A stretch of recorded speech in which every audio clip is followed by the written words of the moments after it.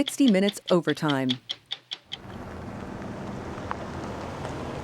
This week on 60 Minutes, we went to McAllen, Texas. It's a border town. The Rio Grande separates the U.S. and Mexico, and McAllen is right there. Buenos dias. It's one of the busiest sections of the border. This gentleman and his daughter, that's it. So it would be next. This particular border area is especially busy for families who cross because the river at that point is not quite as wide, and so they can make that trip a little more quickly. We saw just hundreds of families crossing the border from Central America into the United States. One of the things that surprised me is I guess I expected people to be running from the Border Patrol agents, but they're not. They're presenting themselves, they're turning themselves in. And one of the families we met, one of the people who caught our attention was a man named Walter who was traveling with his wife and his 2 children, and they were from Honduras. We noticed him right away because he was in a wheelchair.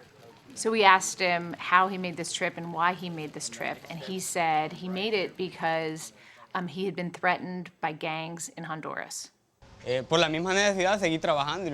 kept on working because I needed the money, and then they shot me because I didn't pay.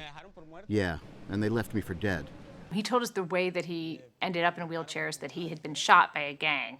And he said in Honduras, everything is expensive, and that him being in a wheelchair just made it harder for him to make a living. And so we asked him what it was like being in a wheelchair and making that trip, which took a month from Honduras. How did you get here in a wheelchair? I used socks to tie it, and then I tied it over here because it broke after so much traveling. We came here with God's help by hitching rides. We made it to Guatemala with the little bit of cash we had brought with us, but it was all hitching rides after that, walking many kilometers with my wife pushing me. He told us that people actually carried him on their backs at certain points and that they put his wheelchair and him on a raft and helped him get across the Rio Grande. And we asked him if he was, nervous about making this trip. Were you nervous about the trip? I myself didn't want to come, but for them, my family, I did. How do you feel now that you're here? Very happy because I know it will be different. Es American Airlines, ¿verdad?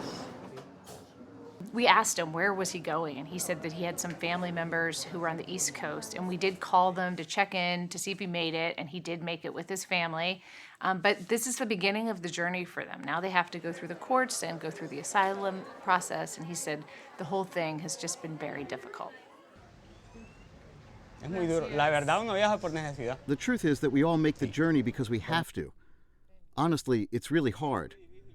No one wants to leave their own country.